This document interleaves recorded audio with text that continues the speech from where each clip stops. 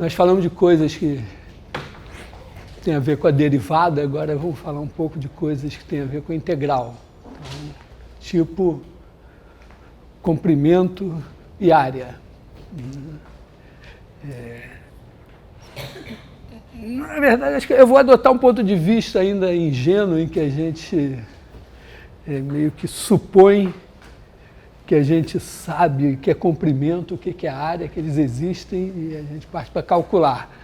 Na realidade, a própria definição do que seja comprimento, do que seja área, passa por passagem ao limite, essencialmente é o mesmo processo de integração.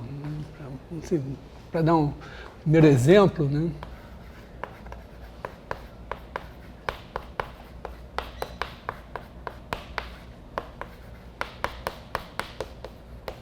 Na verdade, não é nem comprimento de arco. Vocês repararam, eu não defini o que é uma curva. Estou falando de curva, né? Curva e tal. Não é tão simples definir o que é uma curva. Uma superfície, então, é mais difícil ainda. Mas a gente está trabalhando com curvas parametrizadas. Então,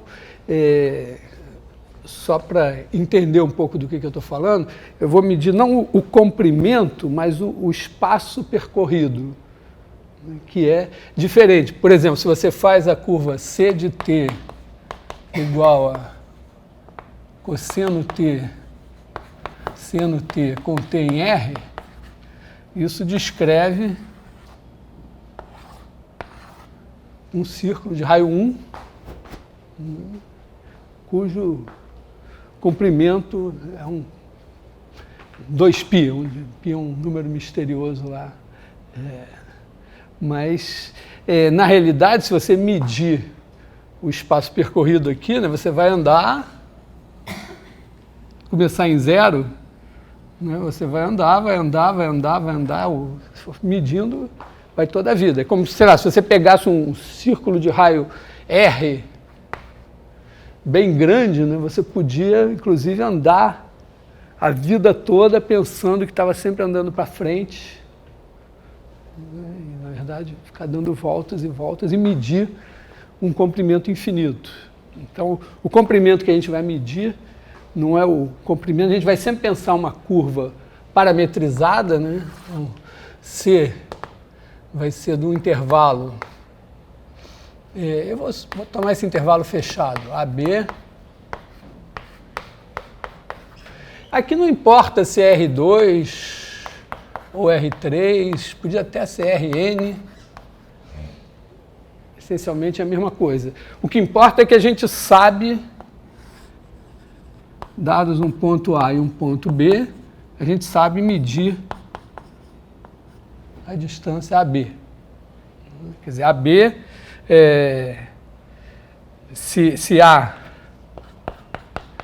for A1, A2, B igual a B1, B2, e claro, pode ser A3, até a N, o AB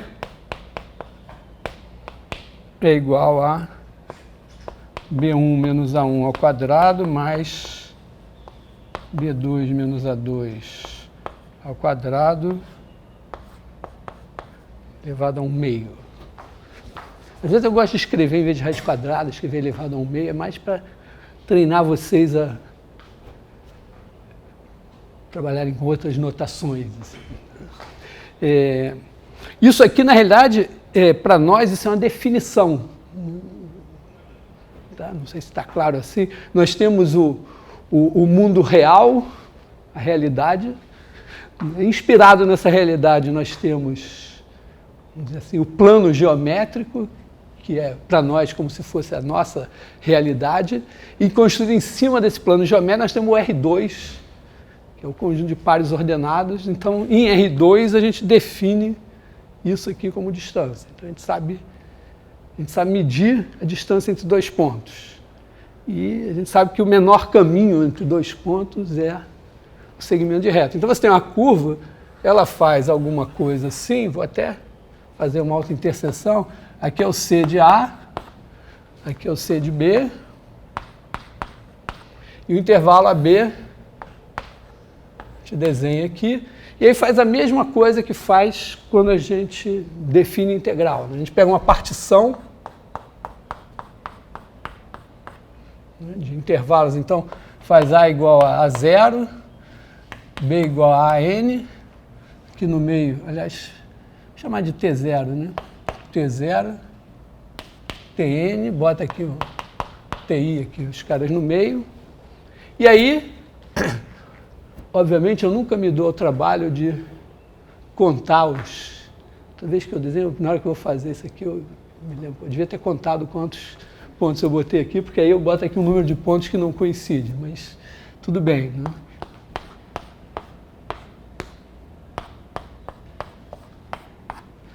Tem um certo número de pontos que imagina que seja igual ao de lá. E aí o que a gente faz? Para cada, aqui esse aqui é o C de T0, esse aqui é o C de T1, esse daqui é o C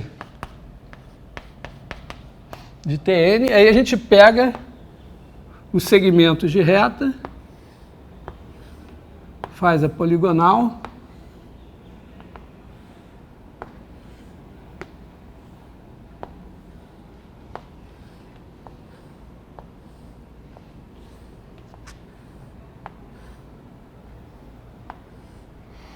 eu sempre imagino que lá dentro do computador tem um duende, o Zezinho, que desenha esse negócio e fica medindo.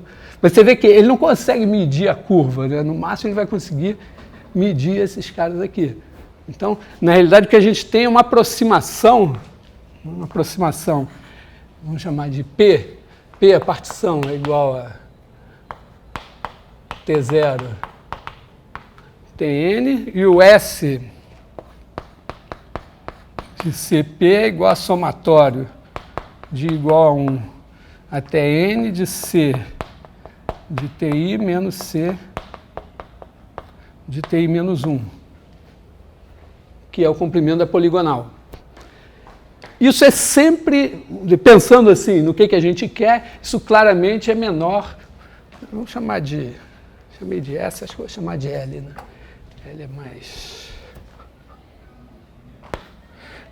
E a ideia é que tem um cara que é o L de C, que é o comprimento de C, que a gente está procurando, e ele é sempre maior ou igual que L de CP. Com certeza, né? Que esse pedacinho aqui, o segmento de reta é menor que o comprimento de arco, o segmento menor que o comprimento de arco, então quando você soma isso é menor ou igual do que a soma dos arcos.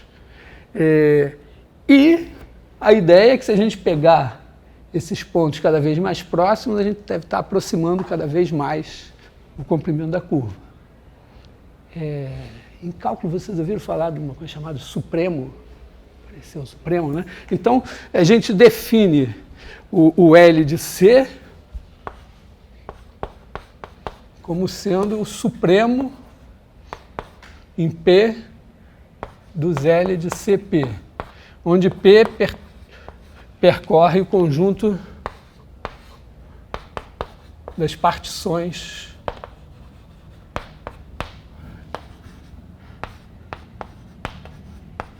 de AB. Então, para cada partição você tem um número assim, isso dá um conjunto de números, são todos menores ou iguais do que o cara que eu quero.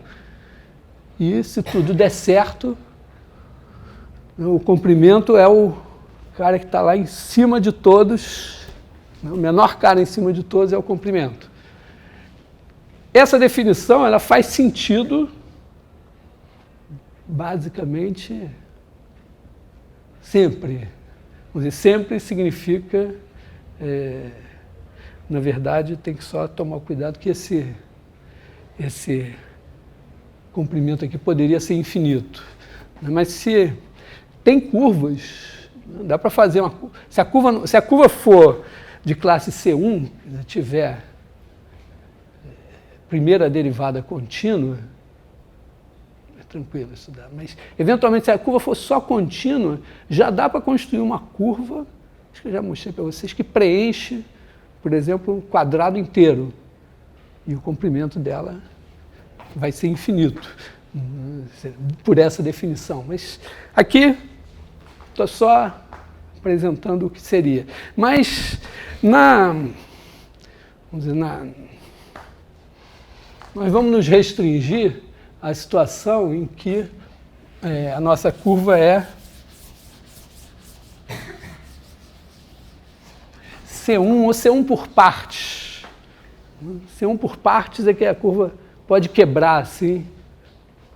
E aí nos pontos, ela é contínua, mas pode ter quebras, aí nas quebras tem derivada à direita e à esquerda. Contínuas, mas vamos botar aqui C1, isso aqui. Então a ideia mais ou menos é pensar assim, né, que fazer uma dedução de físico, né? Você pegar o módulo, a norma de C de TI menos C de TI menos 1, bom, esse cara daqui aproximadamente o TI menos 1 vezes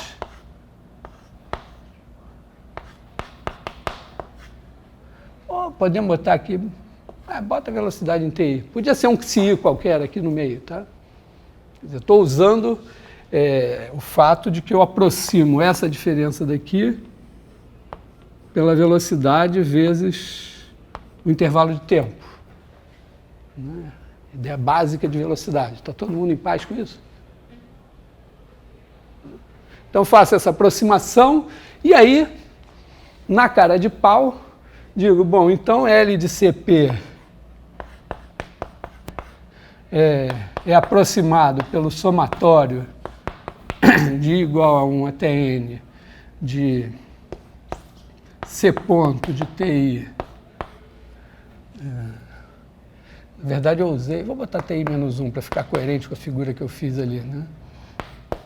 TI menos 1.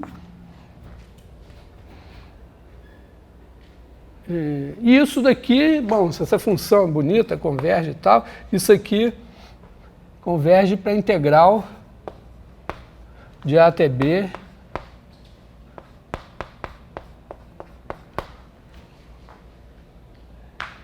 tá? Quer dizer, aqui eu pego porque isso aqui é uma soma de Riemann para essa integral aqui.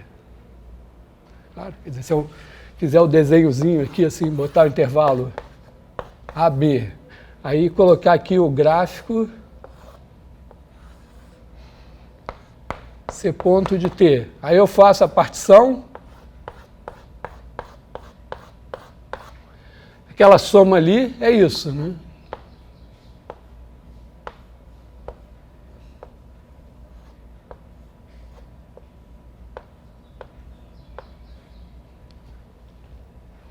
Isso aqui é isso.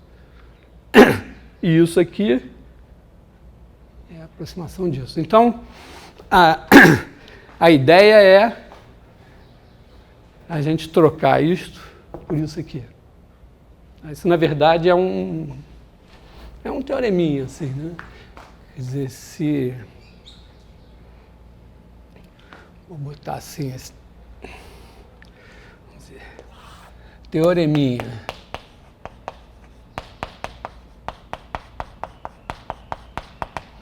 Se C é de classe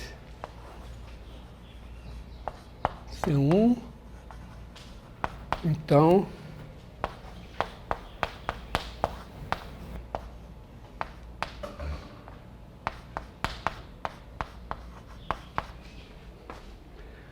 a diferença entre matemática e física é que na física isso aqui é mais do que uma demonstração, já está óbvio. É isso. Em matemática, isso aqui é um teorema e a gente tem que ralar para demonstrar. Porque tem um detalhe aqui, é o seguinte, o detalhe da demonstração aqui é que cada vez que você faz essa aproximação tem um errozinho. E você tem, então, N errozinhos, porque você tem N parcelas. E quando a norma da partição tende a zero, para fazer essencialmente essa integral aqui, acontece o quê? O N vai para infinito. Então você tem n vezes uma coisa pequena, a coisa pequena está tendendo a zero, mas o n está tendendo ao infinito. E aí esse limite pode ser qualquer coisa. Mostrar que ele de fato é zero exige uma observação assim com mais detalhe, né? Basicamente, se você supuser que tem segunda derivada, já você aproxima um pouco pelo polinômio de Taylor, tal, já tem um erro, já dá para ver que funciona. Mas eu não quero me alongar nisso agora. Então, nós vamos sempre trabalhar com essa ideia. Se você tem uma curva que tem velocidade contínua, isso aqui calcula o comprimento da curva.